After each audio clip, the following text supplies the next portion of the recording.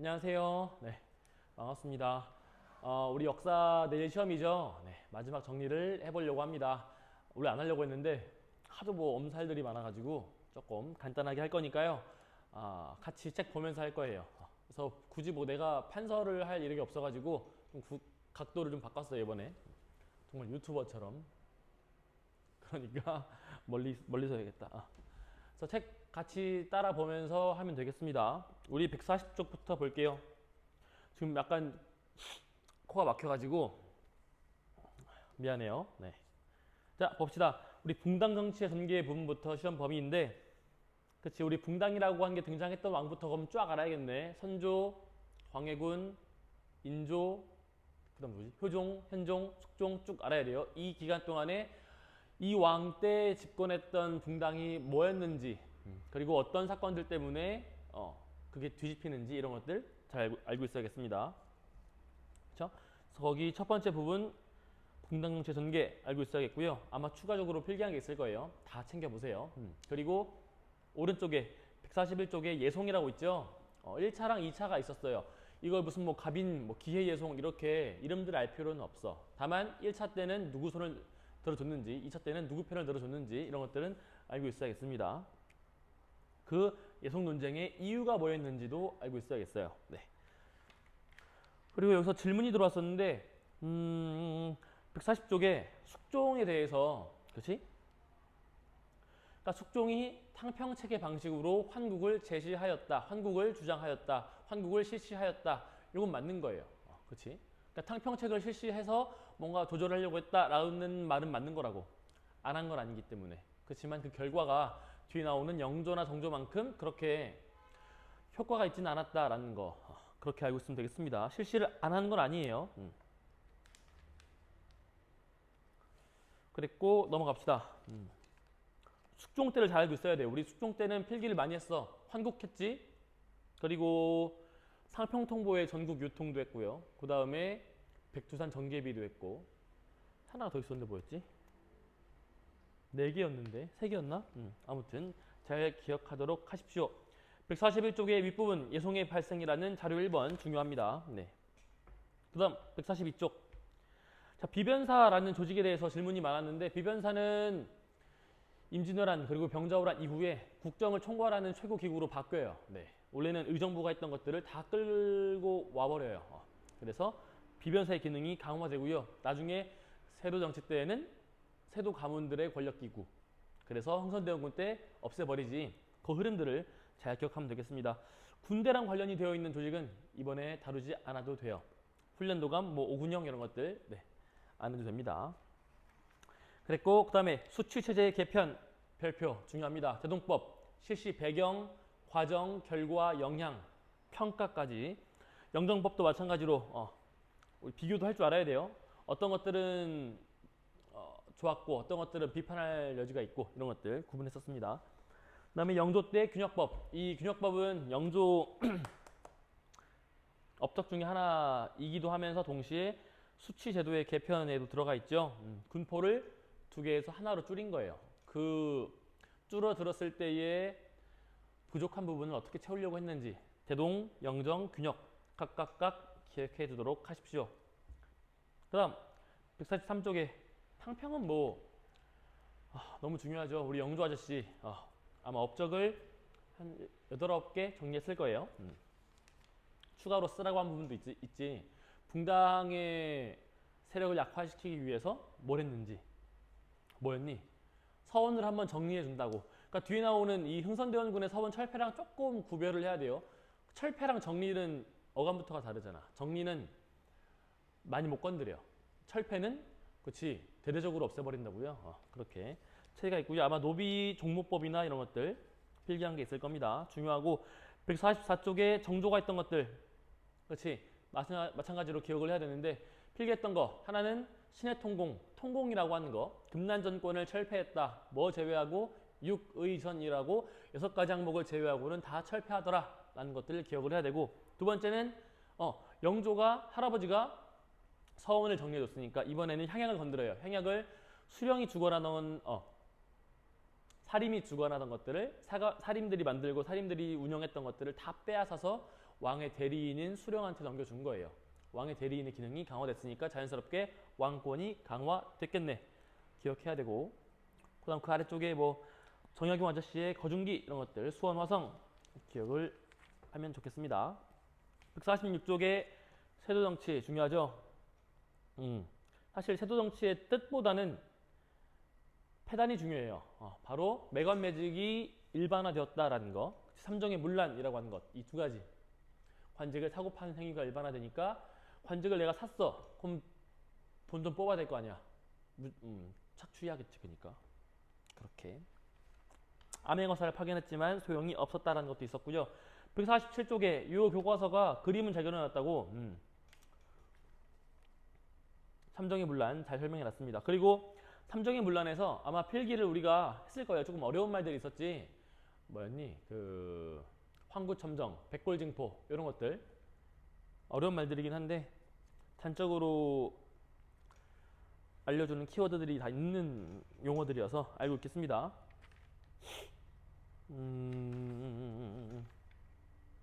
넘어가세요. 148쪽 너무 중요하지. 자, 상품 작물의 재배라고 하는 거. 우리 생산량이 늘어난다고. 드디어 시장이라고 하는 것, 조선 후기가 되면 시장이라고 하는 것, 화폐가 많이 쓰이고, 내가 조선시대 초반에 태어났으면 자급자족하기 위해서 농사를 지었다고 하면은 조선 후기에는 그게 아닌 거예요. 내다 팔기 위한 상품들도, 작물들도 재배하기 시작을 해. 그래서 상품, 화폐 경제라는 말을 쓴다고 했었어요. 상품, 화폐, 시장, 도시 이런 개념들이 막 등장을 했던 게 조선 후기였어. 왜? 그 첫 번째가 우리 필기에 썼어요. 바로 농법의 변화, 모내기법의 전국적인 확대. 첫 번째 그거였고, 두 번째는 새로운 작물의 유입, 고구마, 감자, 뭐 고추, 담배 이런 것들. 세 번째는 대동법의 실시로 공인들이 활동을 하면서 역시나 또 시장이 더 커지기 시작을 했다. 그렇지? 공인은 그 큰 손들이란 말이에요. 매년 정기적으로 와서 왕실이나 양반 가문에서 필요한 것들을 막 다 사간단 말이야. 정부에서 필요한 것들을. 그러니까 얼마나 큰 손들이겠어. 이 사람들이 활동을 하면은 기본적으로 또 시장이 커지겠죠. 그런 것들이 있었고요. 그 다음에 마지막으로는 정부가 발맞춰 준다고. 그래서 상평통보를 전국적으로 유통해라 이렇게 조치를 내려준 숙종의 지시가 있었고요. 한편으로는 또 정조 때 신해통공 이런 것도 있었습니다. 이 네 가지 필기한 것들 잘 기억을 해 놓겠습니다. 149쪽에 자료 2번 요 지도 중요합니다. 자, 청나라랑 가까운 쪽 의주예요. 의주. 우리 선조가 피난을 갔던 것도 의주였지. 이곳에서 성장한 상인들을 우리가 만상이라 불러요. 왜? 연결해 주는 거야. 청나라의 것들을 갖고 와서 조선에 팔고 조선 거를 또 청나라에 팔고 이렇게 국제부역을 했던 상인을 만상이라고 하고요. 그럼 마찬가지로 일본도 있겠네. 거기 내상이라고 나와 있습니다. 지금 부산의 동래 지역에서 활동했던 내상 있고요. 그리고 이 둘을 연결해주는 경강상인, 그치? 서울 쪽에서 활약을 했던 경강상인이 있고요. 경강이면 한강이에요, 한강. 그럼 가장 중요한 거, 송상이라고 해서 인삼만 독점적으로 전문적으로 판매했던 상인들이 있었어요. 특히 이 송상들은 전국에 지부가 있었다고. 그래서 예를 들어 광주 지점에 인삼이 얼마나 팔리는지 이런 것들을 다 확인을 해가지고 유통망을 쫙 만들어 놓은 거지. 그게 송상입니다. 네 가지 기억하겠습니다. 이 지도를 기억하세요. 중요합니다. 그 다음 직파법이랑 이항법을 서로 비교해 놓은 거 있었어요. 직파의 장단점 그리고 이항의 장단점. 그치? 특히 이항법의 장단점이랑 그 결과 이런 것들은 필기한 거 잘 챙겨 놓길 바랍니다. 150쪽 신문지의 변동. 그치? 양반층 쪼개진다고. 왜? 붕당정치 막 쪼개져요. 권반, 향반, 잔반. 농민층도 분홍. 내가 모내기로 돈 많이 벌었어. 그럼 분홍으로 가끔씩 성장을 해요. 그렇지만 대다수는 모내기로 인해서 노동력이 덜 필요해지고 이러니까 농촌에서는 할 일이 없는 거야. 떠나기 시작을 해. 광산도 가고 도시로 가서 수공업자 밑에 들어가서 일을 하기도 하고 이랬습니다. 거기 신분 상승 운동은 극히 좀 드문 몇몇 케이스들이어서 서울이나 이런 것들은 빼고요. 노비층들이 어떻게 저항을 했는지, 그렇지? 노비무소를 불태우거나 혹은 우리 호적대장이 다 불타버리니까 도망간다고 이런 것들을 했다. 아마 간단하게 필기를 했을 겁니다. 152쪽 홍경래의 난, 임실농민몽기 말한 것들만 기억하면 됩니다. 154쪽. 자, 청나라에 보낸 거 연행사, 일본에 보낸 건 통신사라고 하는데 우리가 이게 좀 근현대사랑 시기가 겹치다 보니까 여러분들이 헷갈려 하더라고.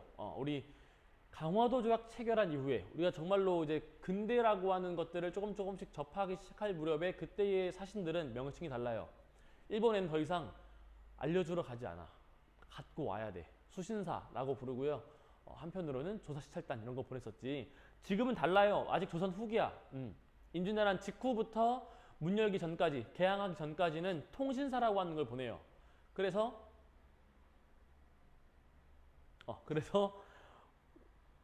조선의 것들 혹은 청나라의 것들을 알려주는 그런 역할들을 합니다. 기억하세요. 그러니까 사신들이 많아. 연행사, 통신사, 심지어 개항한 이후에는 청나라에도 무기 만드는 방법 공부한다고 뭘 파견합니까? 영선사 보내잖아요. 기억하겠습니다. 구분을 좀 지으세요. 자, 156쪽에 천주교 중요합니다. 동학 중요합니다. 천주교를 왜 싫어했는지, 그렇지? 양반이랑 일반 백성들이 어떤 입장이 달랐는지, 그래서 만들어진 동학은 어떤 특징이 있는지 보겠습니다. 그 다음에 실학, 실용적인 것들을 추구하는 거예요. 바로 현실 문제에 적용할 수 있는 그런 학문들을 공부한 거야. 그래서 봤더니만은 조선은 지금 농업이 급해. 아니야, 상공업이야. 이렇게 나뉜다고. 인물들까지만 기억을 할게요. 각 인물들이 어떤 것들을 주장했는지는 몰라도 됩니다. 네, 그것까지 못 다뤘어요, 우리가. 그리고 157쪽에 자료 1번 별표. 그렇지? 이 상공업을 주장했던 사람들은 주로 청나라에 가서 보고 온 거야. 경제 성장이 중요하구나. 빨리 이 물자의 교류나 흐름을 쥐어잡는 게 중요하구나라는 걸 알아서 상공업을 주장한 건데, 이 사람들은 이것만 보고 온 게 아니라 청나라에 들어왔던 서양의 과학기술이나 이런 것들을 같이 보고 와요. 그리고 갖고 들어오는 거야. 특히 자료 1번의 첫 번째 거, 홍대용이 만든 혼천의라고 있죠. 지전설이에요. 지전설. 지구가 돈다. 바로 이 서양의 코페르니쿠스부터 시작된 그 이야기들을 지금 갖고 와서 혼천의라고 하는 걸 만든 거야. 그렇지? 그리고 세계 지도가 만들어지죠. 지구가 둥그니까 이제는 어디로 가든 어디든 갈 수 있는 거야. 그래서 그렇게 항해를 하면서 만들어진 세계 지도가 이제 드디어 조선에도 전파가 됩니다. 마테오 리치의 본여만국 전도 너무 중요합니다. 넘어가세요. 자, 158쪽부터 161쪽까지. 선생님들께 안내 말씀드립니다. 잠깐만. 정시 1시부터 베나리홀에서 교직원 심폐소생술 교육이 있습니다. 1시까지 늦지 않게 베나리홀로 입실 부탁드립니다. 늦게 가야지. 158쪽부터 161쪽까지는 우리 그림 진경산수와 정선, 그 다음에 신윤복 씨의 약간 남녀간의 자유로운 애정 표현. 선생님들께 다시 한번 안내드립니다. 왜 두 번 안내해? 베나리홀에서 교직원 심폐소생술 교육이 있습니다. 1시까지 늦지 않게 베나리홀로 입실 부탁드리겠습니다. 자, 정선의 진경산수와, 그쵸? 사실적으로 묘사를 한 거야. 근데 우리 걸 그린다고 인왕제색도나 금강전도 이런 것들을 보면은 왜? 더 이상 중국을 그리기 싫은 거지. 왜? 청나라가 명나라를 멸망시키면서 이 중화라고 하는 게 없어져 버린 거예요. 그럼 대체 이 중화를 누가 이끌어가지? 가장 이 성리학적 질서를 잘 실천해 왔던 거는 조선인 거야. 그래서 우리가 명나라의 명맥을 이어받자라고 해서 이제는 우리 것들에 대한 관심을 갖게 되는 거예요. 우리가 중화다. 근데 우리는 좀 작으니까 소중화 의식이라고 하는 게 만들어진 거지. 여기에 따라서 우리 것들에 대한 관심이 높아진 거예요. 그런 하나의 결과로서 진경산수화가 그려지기 시작을 합니다. 이게 첫 번째였고요. 두 번째는 김홍도. 서민문화가 발전하겠지. 조금 여유로워진 거야. 이양법을 하니 뭐니 하면서. 그럼 주말에 좀 쉬겠지. 그래서 이때 쉴 때의 그 모습들을 다 그림으로 그린 거예요. 서당에서 애들 가르치는 모습, 막 타작을 하는 모습, 씨름을 구경하는 모습, 이런 것들을 그리는 거지. 그래서 풍속화라고 하는 걸 그리고요. 신윤복 씨는 남녀 간의 자유로움, 애정 표현 이런 것들, 사랑의 감정을 다 그려요. 원래 조선 초기였으면은 성리학적 질서에서는 못 그려. 그리면 안 돼. 숨겨야 돼. 근데 이제 그게 아닌 거야. 드러내는 거예요. 그리고 민화, 백성들이 직접 그리는 거야. 근데 좀 못 그리겠지. 그래서 우스꽝스럽게 해학적으로 그렸다. 그리고 159쪽에 법주사 팔상전. 큰 목탑이에요. 대규모로 지은 이유는 당시에 이 분홍들이 자신의 권력이란다. 부를 과시하고 싶은 그런 욕구 반영이 되어 있다. 자, 162쪽. 여기는 우리 고려시대 거랑 같이 해야 된다고 했었지. 고려시대 때 필기한 게 있을 거예요. 상속이랑 혼인제도 관련해서 한 9가지로 번호 매겨가지고 정리한 게 있는데 그런 것들 정도만 보면 됩니다. 여기 나와 있는 뭐 족보를 기재하는 방식 몰라도 돼요. 족보 만드는 건 필요 없어요. 네. 그리고 제사를 뭐 어떻게 지냈는지도 알 필요 없습니다. 네. 지금의 흐름과 문화와 맞지 않아요. 자, 164쪽에 우리 서민들의 문화 조금 더 구체적으로 나와 있습니다. 여유로워지면서 한글 소설도 읽고 그 다음에 사설시조 랩하듯이 길게 말한다고 막 이렇게 양반들처럼 글자 수를 맞춰가지고 탁탁탁 이런 것들은 하지 않아요. 우리 백성들은 나 같은 사람은 지금 말을 막 많이 하잖아. 그렇게 사설시조가 유행을 하고요. 그 다음에 판소리와 탈춤 이런 것도 유행하더라. 글로 길게 쓴 거를 한글 소설이라고 하는 거고 이걸 노래로 만든 게 판소리인 거예요. 탈춤은 약간 뮤지컬 같은 거지. 노래도 하고 대사도 치고 그렇지? 바로 라이브 공연 관객들도 있고 이런 거예요. 탈춤 같은 경우는 특히 인기가 많았다고. 너무 재밌는 거야. 그래서 이 보통은 풍자라고 해서 비판도 하고 웃기도 하고 까고 웃고를 같이 하는 거예요. 풍자적이라고 보통 설명을 많이 하는데 너무 재밌으니까 양반들도 자기들 막 욕하는데 보는 거야. 너무 재밌으니까. 그랬다고 합니다. 괜찮죠? 네, 여기까지가 5단원이고요. 6단원은 교과서에서 170부터 174쪽의 첫 번째 줄까지예요. 아관파천까지니까. 근데 여기는 너무 축약돼 있어가지고 읽으면서 정리를 하는 건 좋은데 이것만 보면 안 됩니다. 여기부터는 우리가 프린트를 봐야 돼요. 그래서 프린트를 볼 건데 여기는 뭐 설명을 쫙 했으니까 굳이 뭐 다시 언급을 하지 않겠습니다. 왜냐면은 내가 시험에 낼 것들만 추려가지고 만들어준 게 요 프린트들인 거니까요. 쭉 보세요. 질문 들어왔던 것만 체크하고 마치겠습니다. 흥선단군의 국외정책 할 때 그 순서가 있어요. 근데 1866년에 일어났던 일이 너무 많은 거야. 요 순서예요. 써있는 순서. 병인 박해, 제너럴 셔머노, 병인 양료, 그 다음에 오페르트, 그 다음에 신미양요, 그 다음에 척화비까지예요. 척화비까지 기억을 하면 좋겠어요. 됐고요.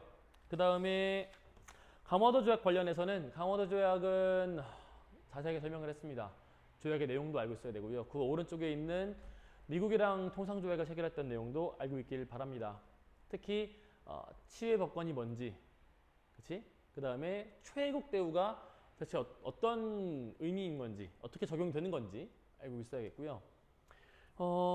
그 다음에 조선책략의 유포, 조선책략의 내용도 꼭 알고 계세요. 헷갈려 하더라고 많이.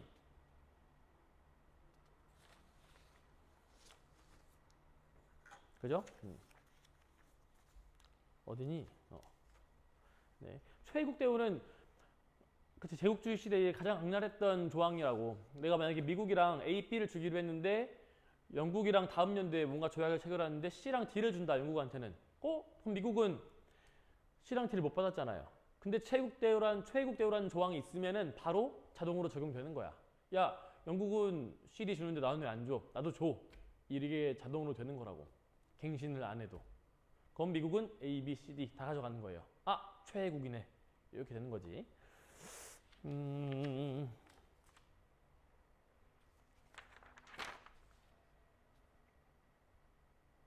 기억을 하시고, 그 다음에 이모군란의 결과 그리고 배경 잘 보세요. 이모군란은 군인들만 반란 일으킨 게 아니라 백성들도 가담했다. 그 이유가 있을 겁니다. 네, 잘 체크를 하시고요.